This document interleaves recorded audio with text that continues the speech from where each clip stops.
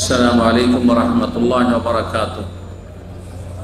إن الحمد لله نحمده ونستعينه ونستغفره ونعوذ بالله من شرور أنفسنا ومن سيئات أعمالنا. من يهده الله فلا مضل له ومن يضلل فلا هادي له.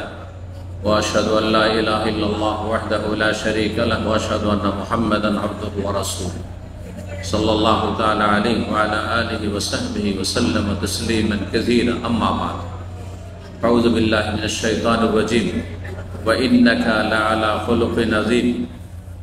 সম্মানিত ইফতার ক্যাম্পে অবস্থানকারী দিনী ভাতৃমণ্ডলী, আল্লাহ রাব্বুল আলামিনের প্রশংসা এবং প্রিয় নবী সাল্লাল্লাহু আলাইহি সাল্লামের উপর সালাত ও সালামের পর আজ মঙ্গলবার 18ই রমজান 1446 হিজরি মোতাবেক 18ই মার্চ 2025 আমরা একটি গুরুত্বপূর্ণ দিক নিয়ে আলোচনা করব, যেটি অসম্পূর্ণ থাকলে আমার আপনার ঈমান ইসলাম অসম্পূর্ণ।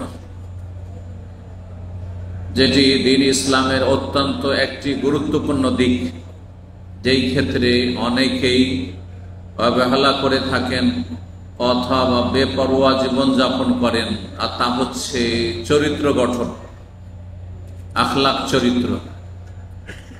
ইসলাম হচ্ছে তিনটি দিকের নাম। আজকে ভালো করে শুনে রাখেন, যারা প্রাথমিক অবস্থায় ইসলামের আছেন, আর বেশিরভাগই প্রাথমিক অবস্থায়, যারা কিছু শিখেছেন তারাও ইসলামকে সীমিত আকারে শিখেছেন। ইসলামকে সীমিত আকারে শিখা হচ্ছে ঠিক ওই রকমই যেমন কানা মানুষের দেখা, এক চোখে দেখে এক চোখে দেখে না। তো যেই চোখে দেখে ওই দিকটা দেখে, কিন্তু এই চোখে যে দেখে না ওই দিকটা দেখতে পায় না। তো যারা সামান্য কিছু ইসলাম সম্পর্কে জানছেন, পুরোপুরি মোটামুটি জানছেন না, যতটা ফরজ ততটা জানছেন না, তারা মনে করেন যে ইসলাম কি নামাজ রোজা করলেই তো হয়ে গেল। এটা আমাদের দেশীয় কথা না? হ্যাঁ, আমি বহু লোককে দেখেছি এরকম। ডাক্তার, এমবিবিএস ডাক্তার, হসপিটালে ক্লিনিকে বাংলা ভাষী অথবা উর্দু ভাষী, কখনো গেছি তাদের কাছে, হয়তো ইসলামিক সেন্টারে আসেন।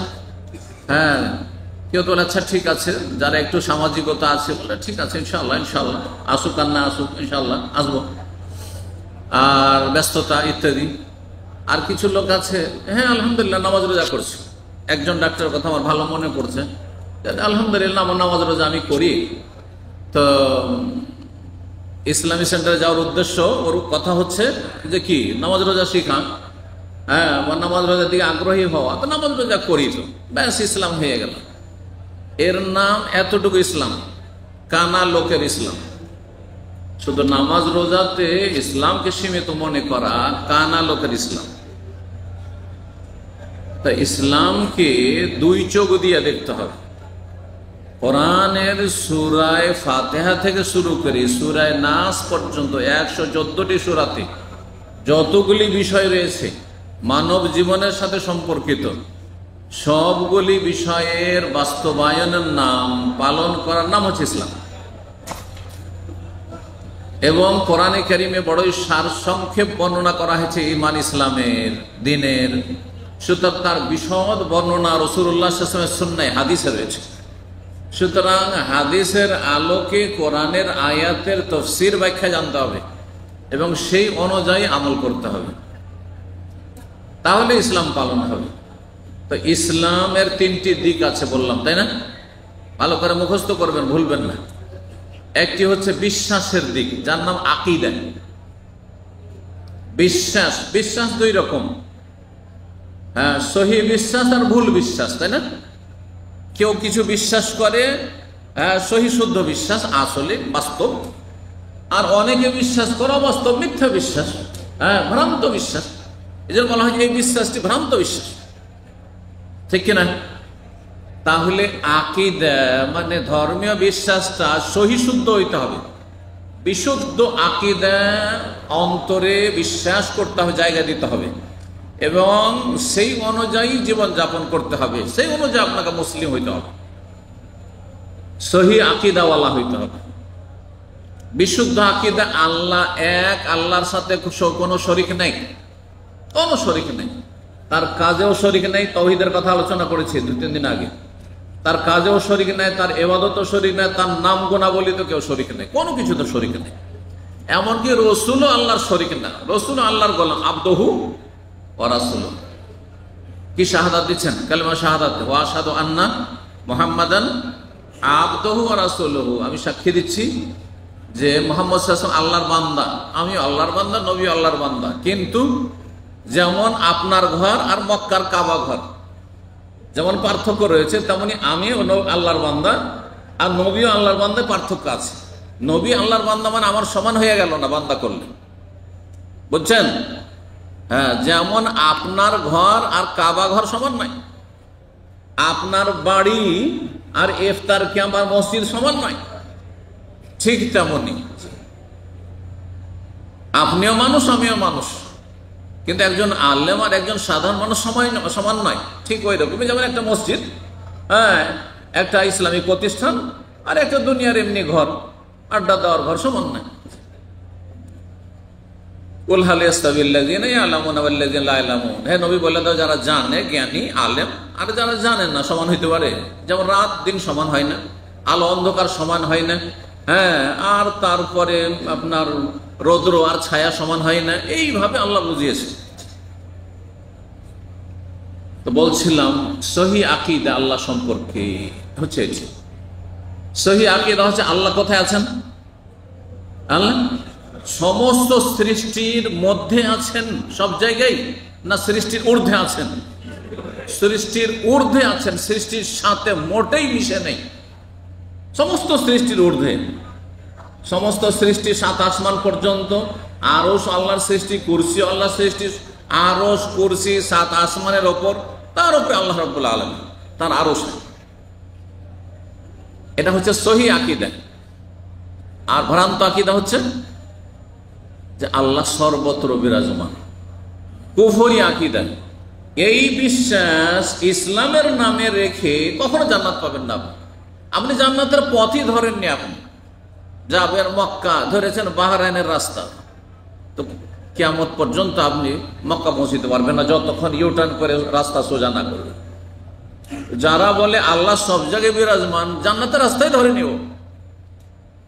যারা বলে যে আল্লাহ তার দফতর কাজগুলি গস কুতুব ওলি আউলিয়াকে ভাগ বন্টন করে দিয়ে দিয়েছে, তারা জান্নাতের রাস্তায় ধরেনি, ওরা আসলে জাহান্নামের রাস্তায় আছে।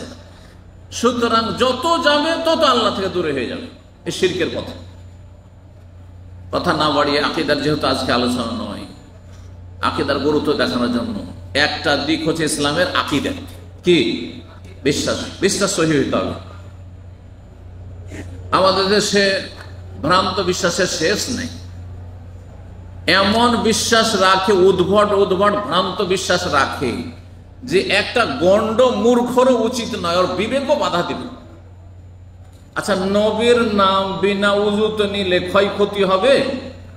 নবীর নাম যদি মুহাম্মদ কেউ বলে, রাসূলুল্লাহ সাল্লাল্লাহু আলাইহি ওয়াসাল্লাম দরুদ পাঠ করে বিনা উযুতে, ক্ষয়ক্ষতি হবে?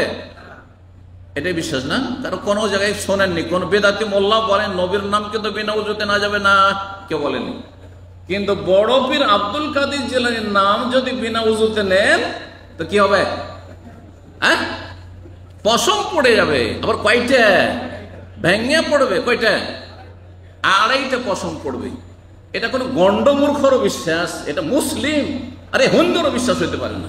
ও কত আল্লাহ বিবেক দিয়েছে। ইহুদি নাসারার বিশ্বাস হইতে পারে না, যত বড় ইসলামের দুশ্মন হোক না কেন। নাস্তিক ওই কথা বিশ্বাস করবে না। কি করে একজন মুসলিম ধর্মের নামে কথা বিশ্বাস করছে? আব্দুল কাদের জিলানী একজন আলেম ছিলেন যুগের, যেমন আজকালকার বড় বড় আলেম স্কলার রয়েছে, এর বেশি তিনি কিছুই ছিলেন না। তিনি নবীও ছিলেন না, তার হাতে কোনো ক্ষমতাও ছিল না, নবীর হাতে দুনিয়ার কোনো ক্ষমতা ছিল না। তো জিলানীর হাতে কিসের ক্ষমতা থাকবে? জিলানীর অনেক আগে আবু হানিফা, শাফি, মালিক, আহমদ এসেছেন। আবু হানিফা সম্পর্কে কেন আপনার আকীদা? আপনি তো হানাফি, বলছেন আমরা হানাফি মযহাবের লোক। তো আবু হানিফার নাম বিনা উযুতে নিলে ক্ষতি হবে, এটা কেন বিশ্বাস করেন না আপনি? কারণ এখানে শয়তান আপনাকে নিয়ে খেলা করেনি, কিন্তু জিলানীর ক্ষেত্রে শয়তান আপনাকে নিয়ে খেলা করে জাহান্নামের দিকে নিয়ে গেছে। ভালো করে বুঝেন কিন্তু কথাগুলো। তওবা করে ফিরে আসেন। এলেম শিখতে হবে, শুধু নামাজ রোজা, হ্যাঁ হুজুর নামাজ রোজা করি, আসেন ইসলামিক সেন্টারে। আমাদের ছাত্র ভাইয়ের অনেকে এসে বলে, একজনকে ইসলামিক সেন্টার ডাকলাম, বলছে কি হবে, নামাজের কথাই তো বলবে না। মনে হচ্ছে নামাজ ছাড়া আর ইসলামের কিছু নেই, অথচ তার আকীদাই গায়েব। হ্যাঁ, তার মূলই নেই, তার ফাউন্ডেশনই নেই, তার গাছের শিকড়ই নেই। আর্টিফিশিয়াল গাছ, আর্টিফিশিয়াল ইসলাম, কৃত্রিম ইসলাম। আল্লাহ হেফাজত করুন। একটা দিক আকীদা, এটা অত্যন্ত, আকীদা না থাকলে কোনো কিছু দিয়ে ফায়দা হবে না। আগে সহি আকীদা, ভ্রান্ত আকীদাকে উপড়ে ফেলতে হবে, মুছে ফেলতে হবে। যেমন জমি থেকে ঘাস নেড়িয়ে সাফ করে চাষিরা ফেলে, তারপরে ফসল হয় না, আর কোনোদিনই ফসল হবে না। 2 নম্বর ইবাদত বন্দেগী। কি ইসলামের দ্বিতীয় গুরুত্বপূর্ণ দিক হচ্ছে ইবাদত, ফরজ আর সুন্নাত। ফরজটা করতেই হবে। এখন আসবে নামাজের পাল্লা, ইবাদতের নামাজ থাকতেই হবে, রোজা রমজানের থাকতেই হবে, যাকাত ফরজ বছরে একবার থাকতেই হবে, হ্যাঁ হজ জীবনে একবার থাকতেই হবে। আরো ইবাদত বন্দেগী যেগুলো ফরজ দায়িত্ব আছে, যদি ইবাদত থাকে সেগুলো করতে হবে। তার ইবাদতের দিক হয়ে গেল, দুটো দিক হলো। 3 নম্বর হচ্ছে আখলাক, চরিত্র আর লেনদেন। আখলাক চরিত্রের মধ্যে হচ্ছে আখলাক ও মুআমালাত। আরবিতে আখলাক মানে চরিত্র, আর মুআমালাত মানে আদান প্রদান, লেনদেন, ব্যবসা বাণিজ্য ইসলামের আলোকে হইতে হবে। বিবাহ শাদী তালাক, হ্যাঁ ইসলামের আলোকে হইতে হবে। ঘর ভাড়া নেবেন, ভাড়া দেবেন, হ্যাঁ কারোর সাথে পার্টনারশিপে কিছু করবেন, হ্যাঁ ইসলামের আলোকে হইতে হবে। যে কোনো রকমের আদান প্রদান, আখলাক চরিত্র, আচার আচরণ, হ্যাঁ চলাফেরা একজন মানুষের আরেকজন মানুষের সাথে হইতে হবে ইসলামের আলোকে, খেয়াল খুশি না। যেমন অমুসলিমদের কাছেও তো চরিত্র আছে, তারাও তো অ্যাক্টিং করে কিছু চরিত্র দেখায়, কিন্তু তারা আল্লাহ সন্তুষ্টির জন্য ভালো চরিত্র দেখায় না। অমুসলিম অফিসাররা মুসলিম অফিসার চাইতে বেশি হেসে কথা বলে। আমি ইউরোপে গিয়ে দেখেছি, আমার মতো লোক যুবকরা আছে, আমার সাথে হাসি মুখে, হ্যাঁ আমার ইমিগ্রেশন অফিসার কথা বলছে, এই দাড়ি নিয়ে আর এই জুব্বা নিয়ে। কিন্তু কিসের জন্য? এটা তার মানবতা, এটা তার ইনস্ট্রাকশন, শিক্ষা দেওয়া হয়েছে যে তুমি একজন অফিসার, তুমি দেশের ভাবমূর্তি নষ্ট করবে না, হ্যাঁ ভালো আচরণ করবে মানুষের সাথে। কথা বোঝা গেছে না? দুনিয়ার জন্য, সবগুলি কিন্তু দুনিয়া। অথবা সেও মানুষ, আমিও মানুষ, সুতরাং মানুষ, আমি যেটা চাই আমার সাথে আচরণ সেটা ওর চাই, সবগুলি দুনিয়া। কিন্তু আপনি একজন মুসলিম যখন কারোর সাথে ভালো আচরণ করবেন, ভালো ভাষায় কথা বলবেন, ভালো উপদেশ দেবেন, মানুষের হিতাকাঙ্ক্ষী হবেন, তখন কিসের জন্য? হাসি মুখে কথা বলবেন। কিসের জন্য?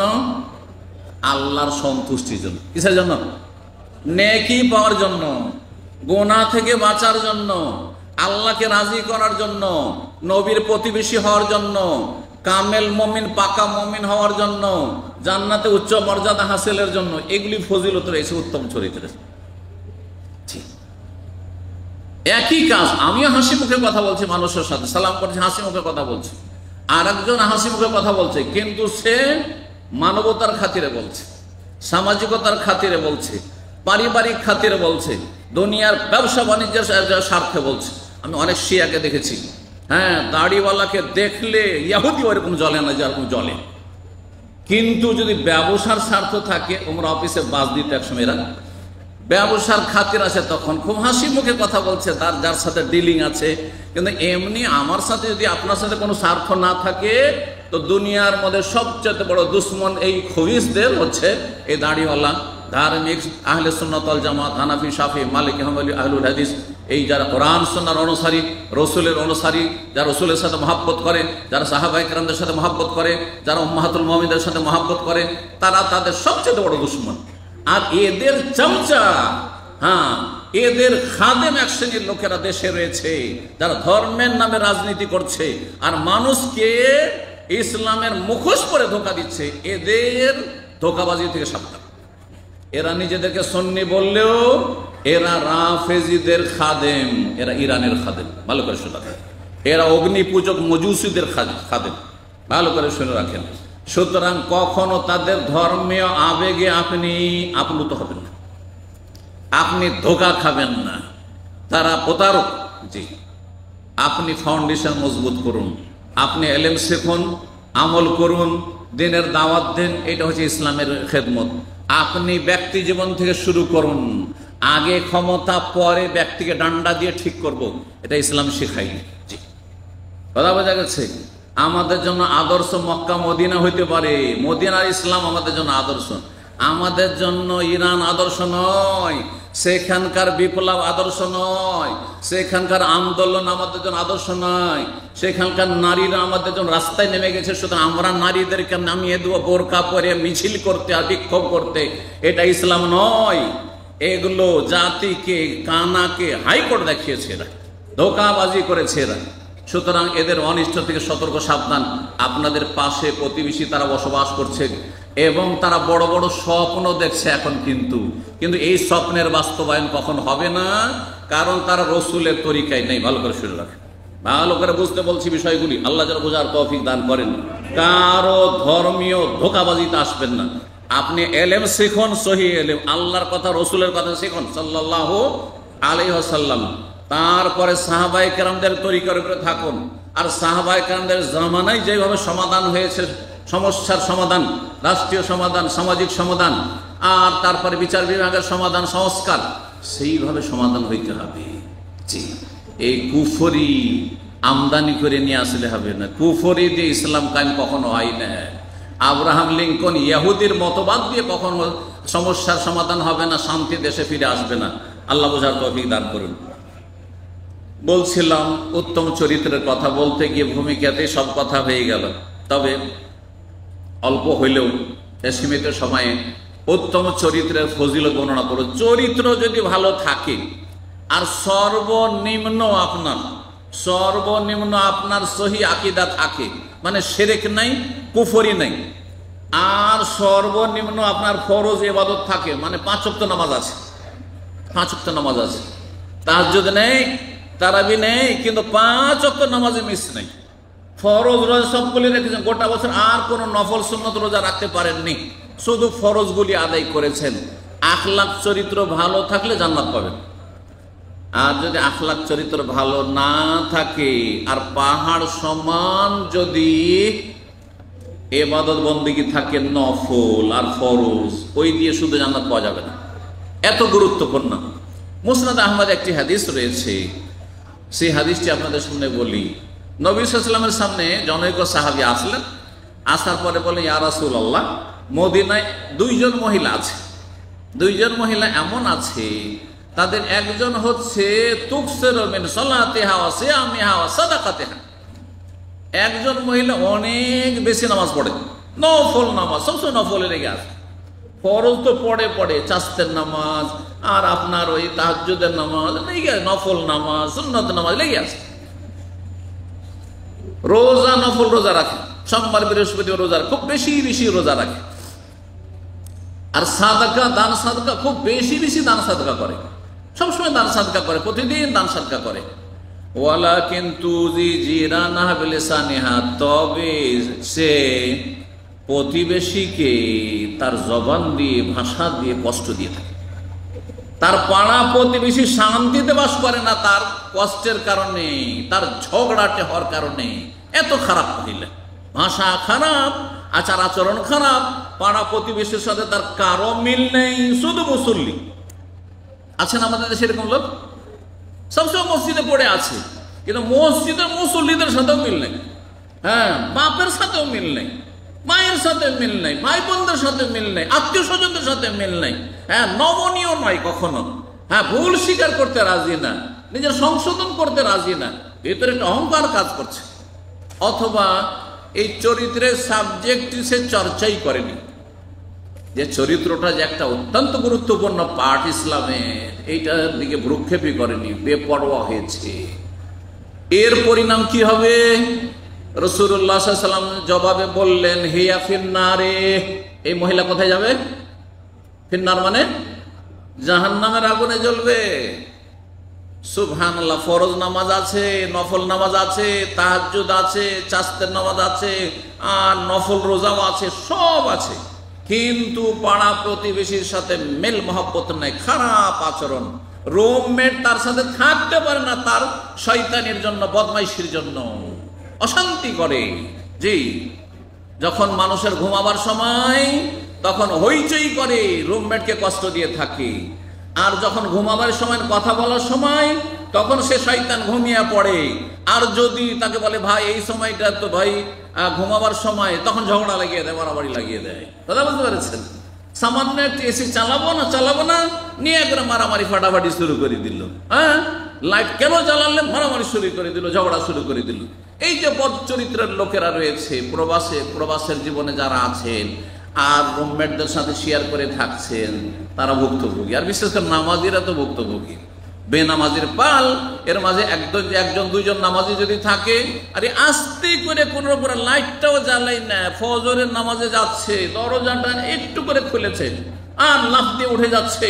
এই বদ প্রকৃতির লোকেরা, হ্যাঁ আমাদের ঘুম ডিস্টার্ব করছো তুমি, খবরদার আমার রুমে থাকতে পাবে না, চলে যাও, যেখানে ইচ্ছা সেখানে চলে যাও। আউযুবিল্লাহ।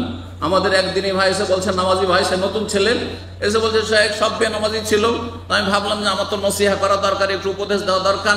তা আমি বললাম যে ভাই আপনার নামাজ পড়েন, আপনারা সবাই মুসলমান, তো আপনার নামাজ পড়েন। এই কথা বলেছি সিকো মার্কেটে, এইখানকার ঘটনা না, যেমনই বলেছি, বলছে যা বললে আর জীবনে কথা বলবে না। হ্যাঁ, এই কথা বললে খবর আছে। সুবহানাল্লাহ, যেন কত বড় অপরাধ করে দিচ্ছে। এরা তো ইবলিস শয়তানকে হারিয়ে দিবে, আর ইবলিস শয়তানের আগে আগে চলবে এরা। কথা বুঝতে পেরেছেন? এদের অনিষ্ট থেকে জাতিকে, সমাজকে, পরিবারকে আল্লাহ যেন হেফাজতে রাখেন এবং এদেরকে আল্লাহ হেদায়েত নসিব করেন। আর না হলে এদের অনিষ্ট দিয়ে, এদের শয়তানি দিয়ে এদেরকে আল্লাহ ধ্বংস করে নির্মূল করেন। জি, বলছিলাম চরিত্র অত্যন্ত গুরুত্বপূর্ণ জিনিস। আরেক মহিলার কথা তখন ওই সাহাবী জিজ্ঞাসা করলো, ইয়া রাসূলুল্লাহ, আরেকজন মহিলা আছে বেশি নামাজ পড়ে না, শুধু ফরজটা পড়ে, রোজা রমজান মাসে শুধু রোজা রাখে, আর কোন মুহররমে রোজা নেই, জিলহজে নেই, কিচ্ছু নেই, ওইসব রোজা টোজা নেই, নফল রোজা নেই, শুধু ফরজ রোজা রাখে। আর কোন রকম যাকাত দেয় বা অভাবী যাকাতও নেই, আর সাদকাও নেই, ও দান সাদকাও নেই, দান সাদকা জীবনে করতে দেখি না।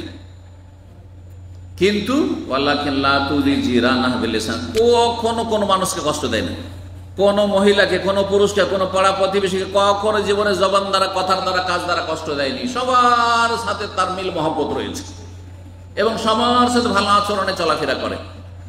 রাসূলুল্লাহ সাল্লাল্লাহু আলাইহি ওয়াসাল্লাম বললেন ওই মহিলা সম্পর্কে, হিয়া ফিল জান্নাতে, সে জান্নাতে যাবে। আল্লাহু আকবার, সে জান্নাতে যাবে। এই জন্য চরিত্র ভালো রাখবেন। ঠিক, চরিত্র ভালো কোনটি?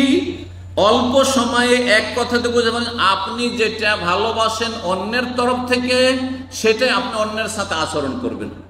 আমার সাথে যেই আচরণ করলে আমি খুশি হব যে আপনারা আমার সাথে ওইভাবে দেখা সাক্ষাৎ করেন আর চলাফেরা করেন, ঠিক ওই রকমই আপনাদের সাথে আমিও চলাফেরা করব।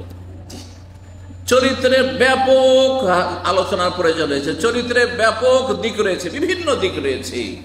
কথা দ্বারা মানুষের সাথে ভালো আচরণ করা, কাজের দ্বারা ভালো আচরণ করা, অন্তর থেকে হিতাকাঙ্ক্ষী হয়ে, দরদি হয়ে, ব্যথিত মানুষের ব্যথায় ব্যথিত হয়ে, আর আনন্দিত মানুষের আনন্দে শরিক হয়ে, ভালো চরিত্র। মানুষ খুশি, হ্যাঁ আপনার একটা খুশির খবর, আমিও তাতে খুশি, আপনার প্রতিবেশী হিসাবে, পরিচিত হিসাবে। আপনার ব্যথা হয়েছে, কষ্ট হয়েছে, শোক নেমে এসেছে, আমি আপনার শোকে আপনার সাথে সমবেদনা জানাচ্ছি, আমিও যেন ব্যথিত আপনার সাথে। এই নয় যে আপনার শোক চলছে আর আমার আমোদ ফুর্তি চলছে, এইটা নয়। হ্যাঁ, আমি যেমন চাই যে আমার সাথে মানুষ এসে হাসি মুখে কথা বলুক, আমিও হাসি মুখে কথা বলবো। আমি চাই যে আমার সাথে সবাই সত্য কথা বলুক, আমিও সবার সাথে সত্য কথা বলবো। আমি চাই আমার সাথে ন্যায় নীতি অবলম্বন করুক, মানুষ ইনসাফ করুক, সুবিচার করুক, আমিও মানুষের সাথে ন্যায় নীতি অবলম্বন করব। আমি চাই আমার সাথে আমানতে যেন খেয়ানত না করে, কেউ ধার বাকি নিয়ে যেন আপনার ঢিলানি না করে, আর এরকম বদমাইশি না করে, হ্যাঁ টাল বাহানা না করে, আমিও সেই রকম মানুষের সাথে আচরণ করব। এই নয় আমার টাকাটা তো নগদ নগদ চাই, আমার হকটা তো ন্যায্য চাই, কিন্তু আমি মানুষের সাথে ইনসাফ করতে জানি না, আমানত রক্ষা করতে, এমনটা যেন না হয়। আল্লাহ যেন বুঝার তৌফিক দান করেন। সবচেয়ে বড় চরিত্রবান ব্যক্তিকে বলতে পারেন? সবচাইতে বড় চরিত্রবান ব্যক্তি আল্লাহ স্বয়ং সার্টিফিকেট দিয়েছেন কে? মুহাম্মদ রাসূলুল্লাহ সাল্লাল্লাহু আলাইহি ওয়াসাল্লাম। সূরা কালামে আল্লাহ বলছেন আয়াত নম্বর 4, ওয়া ইন্নাকা লাআলা খুলুকিন আযীম, হে নবী নিঃসন্দেহে, এতে কোনো সন্দেহ নেই যে আপনি মহান চরিত্রের অধিকারী। খুলুকিন আযীম, আযীম মানে মহান, আর খুলুক মানে চরিত্র। আপনি মহান চরিত্রের অধিকারী। তো নবী সাল্লাল্লাহু আলাইহি ওয়াসাল্লামের চরিত্র কি ছিল? এক কথাই শুনে নেন, যেটা সহজ হবে আপনার জন্য আমার জন্য। মা আয়েশা রাদিয়াল্লাহু তাআলা আনহাকে কিছু মহিলারা জিজ্ঞাসা করছেন যে কাইফা কানা খুলুক রাসূলিল্লাহ সাল্লাল্লাহু আলাইহি ওয়াসাল্লাম। কারণ বাড়ির মানুষ বেশি জানে। দেখেন এইখানে আমি কতক্ষণ থাকছি, 1-2 ঘন্টা থাকছি। 1-2 ঘন্টায় যতটা জানা ততটাই না জানবেন, তার বেশি তো জানবেন না। অফিসে ধরেন একজন 8 ঘন্টা থাকে, 8 ঘন্টায় আপনি অ্যাক্টিং করছেন, অভিনয় করছেন আপনি, আর মানুষের সাথে ভালো চলার চেষ্টা করছেন, একটু সুনাম নেওয়ার চেষ্টা করছেন, আপনি আইডিয়াল ওয়ার্কার হওয়ার চেষ্টা করছেন আপনি, হ্যাঁ। কিন্তু আপনার আসল চেহারাটা ফুটে উঠবে কোথায়? আপনার স্ত্রীর সামনে 24 ঘন্টা যেখানে থাকছেন আপনি, আপনার ছেলে মেয়ের সামনে আসল চেহারাটা ফুটে উঠবে। আপনার আকীদা কেমন, আপনার আখলাক কেমন, আপনার চরিত্র কেমন, আপনার আদান প্রদান কেমন, স্বামী স্ত্রীর সম্পর্ক কেমন, ছেলে মেয়েদের সাথে সম্পর্ক কেমন, বাপ মার সাথে সম্পর্ক কেমন, আর আপনার অন্তরটা কেমন, আপনার মন মানসিকতা কেমন, সব আপনার স্ত্রী, আপনার ছেলে মেয়েরা সবচেয়ে বেশি জানছে আল্লাহর পরে। মা আয়েশা রাদিয়াল্লাহু তাআলা আনহাকে জিজ্ঞাসা করা হয়, কেন জিজ্ঞাসা করা হলো? যে স্ত্রী বেশি খবর রাখে স্বামী সম্পর্কে। তখন তিনি বললেন কানা খুলুকুহু সাল্লাল্লাহু আলাইহি ওয়াসাল্লাম আল কোরআন। নবী সাল্লাল্লাহু আলাইহি ওয়াসাল্লামের চরিত্র ছিল আল কোরআন। নবীর চরিত্র ছিল কোরআনের বাস্তবায়ন করা। কোরআনে যা আছে এটা হচ্ছে আপনার পড়ার জন্য, পড়ছেন যে কোরআনেই আছে। ওয়াকুলু লিন-নাসি হুসনা, মানুষের সাথে ভালো কথা বলো। ফাবিমা রাহমাতিন মিনাল্লাহি লিনতা লাহুম, মানুষের সাথে নম্র আচরণ তুমি করো হে নবী, সেই জন্য মানুষ তোমাকে ভালোবাসে। তুমি যদি কর্কশ ভাষী হইতে, ওয়ালাউ কুনতা ফাযযান গালিযাল কলবে, তুমি যদি নিষ্ঠুর হইতে, তুমি যদি পাষণ্ড হইতে, আর তুমি যদি দয়া মায়া না করতে, তো লানফাদ্দু মিন হাওলিক, লোকেরা কেটে পড়তো, পালিয়ে যেত। কিন্তু মানুষ আপনার দিকে ঘনিয়ে আসছে, ছুটে আসছে। কিসের জন্য? আপনার উত্তম চরিত্রে আকৃষ্ট হয়ে। রাসূলুল্লাহ সাল্লাল্লাহু আলাইহি ওয়াসাল্লামের চরিত্র ছিল কোরআনে বাস্তবায়ন। কোরআনে যা দেখছেন, পড়ছেন, নবী সাল্লাল্লাহু আলাইহি ওয়াসাল্লামের জীবনে প্রত্যেকটি আমল পাবেন আপনি, প্রত্যেকটি আখলাক চরিত্র পাবেন। চরিত্র শুধু মানুষের সাথে নাই, এটা একটা দিক অত্যন্ত জরুরি। অনেকের চরিত্র মানুষের সাথে ভালো, কিন্তু মানুষের মালিক আল্লাহ রব্বুল আলামিনের সাথে তার চরিত্র খারাপ, সে আবার চরিত্রবান হইল নাকি?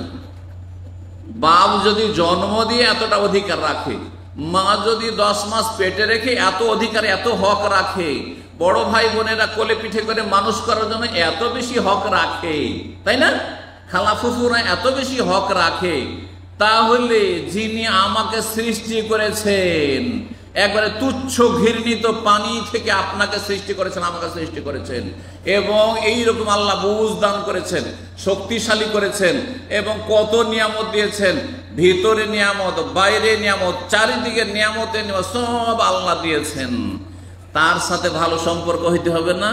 তার সাথে আচরণটা ভালো হইতে হবে না? সেটাই হচ্ছে সহিহ আকীদা, আর সেটাই হচ্ছে বিশুদ্ধ ইবাদত, পূর্ণরূপে ইবাদত, সুন্দর করে ইবাদত বন্দী করা। এই জন্য রাসূলুল্লাহ সাল্লাল্লাহু আলাইহি ওয়াসাল্লাম দোয়া করতেন, আল্লাহুম্মা আইন্নি আলা যিকরিকা ওয়া শুকরিকা ওয়া হুসনে ইবাদাতিকা, হে আল্লাহ আমাকে সাহায্য করুন, আলা যিকরিকা, সব সময় তোমাকে স্মরণ রাখার। আপনি যদি আপনার বন্ধুকে ভুলে যান, 1 সপ্তাহ যোগাযোগ না করে, যার সাথে ডেলি যোগাযোগ করছিলেন, মনটা তার খারাপ হয়ে যাবে। সে ভুল বুঝবে আপনাকে যে কি ভুলে গেছো। আর আপনি ওই সপ্তাহে জুমা পড়া মুসলমান, হ্যাঁ, জুমা পড়া মুসলমান, যেই সময় আল্লাহর পক্ষ থেকে আল্লাহর হুকুমে ডাক দিচ্ছে মুয়াজ্জিন ফজরের নামাজে, জোহরে, আসরে, মাগরিবে, এশায়, আর সেই সময় আপনি ঘরে আড্ডা দিচ্ছেন না, ঘুমাচ্ছেন, আল্লাহর সাথে আপনার সম্পর্ক ভালো? কখনো সম্পর্ক ভালো না। এই জন্য আগে রবের সাথে চরিত্রবান হইতে হবে, আর সেটা সহিহ আকীদার মাধ্যমে, শিরক বিদআত পরিত্যাগ করার মাধ্যমে, আর বিশুদ্ধ পূর্ণ ইবাদত হইতে হবে। কমপক্ষে ফরজ ইবাদত বন্দেগীগুলো অবশ্যই কায়েম করতে হবে। তারপরে সুন্নত নফল যতটা সম্ভব করে যেতে হবে। আল্লাহর সামনে আপনি কত হারাম কাজ করে যাচ্ছেন, অথচ স্ত্রীর সামনে পারবেন না। স্ত্রীকে ভয় করছেন আপনি। স্ত্রীর সামনে কোন মহিলার সাথে টেলিফোনে কথা বলতে পারবেন যদি স্ত্রী স্ট্রং থাকে, অত স্ত্রীর ভাই বেরাদর আত্মীয় স্বজন বংশ যদি জাঁদরেল থাকে, হ্যাঁ একেবারে ভালো করে সাইজ করে দিও, আপনাকে ভয় থাকে, স্ত্রীর সামনে একটা টেলিফোন করতে পারবেন? হ্যাঁ, কখনো পারবেন না। আর রবের সামনে অহরহ আপনি গুনার কাজ করে চলে যাচ্ছেন, যে রব যে কোনো সময় ধরে নিতে পারে, যে কোনো সময় পাকড়া করতে পারে, যে কোনো সময় সাজা শাস্তি দিতে পারে, যে কোনো সময় হালাক করে দিতে পারেন, যে কোনো সময় আযাব নেমে যেতে পারে। একটু ভয় করেন না আপনি? আল্লাহকে লজ্জা করেন না, মানুষকে লজ্জা করছেন। আরে মায়ের সামনে, স্ত্রী তো আপনার স্ত্রী, তারপর স্ত্রীর গাখানে হাত দিতে পারছেন না, স্ত্রীর গায়ে পাশে ঘেসে ঘেসে বসতে পারছেন না, লজ্জা পাচ্ছেন যে মা বসে আছে, মায়ের সামনে কি করে আমার স্ত্রীর গায়ে হাত দেবো? অথচ জায়েজ কাজ, হয়তো সেটা অশোভনীয়, হ্যাঁ, কারণ একটা সামাজিকতা আছে, কিন্তু আপনি আল্লাহর সামনে অহরহ গুনার কাজ করে যাচ্ছেন, আল্লাহর সামনে পাপ করে যাচ্ছেন, আল্লাহ সব শুনছেন আর মিথ্যা কথা বলে যাচ্ছেন, আল্লাহর সামনে আপনি ধোঁকাবাজি করে যাচ্ছেন, আল্লাহর সামনে আপনি বেঈমানি করে যাচ্ছেন, আল্লাহর সামনে আপনি হারাম খেয়ে যাচ্ছেন, হারাম দেখে যাচ্ছেন। আপনি চিন্তা করুন তো দেখি, আমার সামনে বসে ফেসবুকে খারাপ ছবি দেখতে পারবেন না, সামান্য খারাপ একটা মহিলার ছবি বের করতে পারবেন না, আমার সামনে বসে পারবেন না, ঠিক কিনা? আমার সামনে আপনি বিড়ি ধরাইতে পারবেন না, আপনি সিগারেট ধরাইতে পারবেন না, আপনি পারবেন? কখনো পারবেন না। অন্তত এতটা আদব কায়দা আমাদের বাঙালি জাতিতে আছে যে আলেম ওলামা দাড়িওয়ালা দেখলে যতই বড় ব্যক্তি ওখানে চট করে সিগারেটটা ফেলে দিবে, বিড়িটা ফেলে দিবে। এতটা আমাকে আপনি শ্রদ্ধা করছেন, রবকে কি শ্রদ্ধা করলেন? রব যে হারাম করেছেন নোংরা জিনিস, এ খুবই জিনিস আল্লাহ হারাম করেছেন। ওয়াইহাররিমু আলাইহিল খাবায়েস, আল্লাহ নোংরা জিনিসকে হারাম করেছেন। ওয়াইহিলু লাহুমুত তাইয়্যিবাত, তাইয়্যিবাত পাক পবিত্রকে হালাল করেছেন। অসুবিধা নেই ভাত খেতে, সবার সামনে আমার সামনে ভাত রুটি খেতে পারছেন, আপনি পানি খেতে পারছেন, ওই রকম আল্লাহর সামনে আপনি করেন। কিন্তু হারাম কাজ হচ্ছে খবিস কাজ, হারাম খাওয়া হচ্ছে খবিস কাজ। সুতরাং হারাম থেকে বেঁচে থাকবেন। আল্লাহর সাথে সম্পর্ক আগে ভালো হইতে হবে। যত ভালো সম্পর্ক আল্লাহর সাথে হবে, তত ভালো সম্পর্ক হবে আল্লাহর বান্দা মানুষের সাথে, মানুষের সাথে। আল্লাহ যেন আমাদেরকে চরিত্রবান হওয়া তৌফিক দান করেন। উত্তম চরিত্রের অনেক ফজিলত রয়েছে, অনেক ফজিলতের দিক রয়েছে, সময় নেই, সেই জন্য এখানে শেষ করে দিচ্ছি আজকে। তবে ইনশাআল্লাহ তাআলা সেই ফজিলতগুলি আপনাদের সামনে আমি সময় সুযোগ হলে এই রমজানের ভিতরে ইনশাআল্লাহ তাআলা একদিন বর্ণনা করব। আল্লাহ যেন তৌফিক দান করেন। ওয়া জাযাকুমুল্লাহু খাইরান ওয়া সাল্লাল্লাহু আলা মুহাম্মদ ওয়া আলা আলিহি ওয়া সাহবিহি আজমাইন।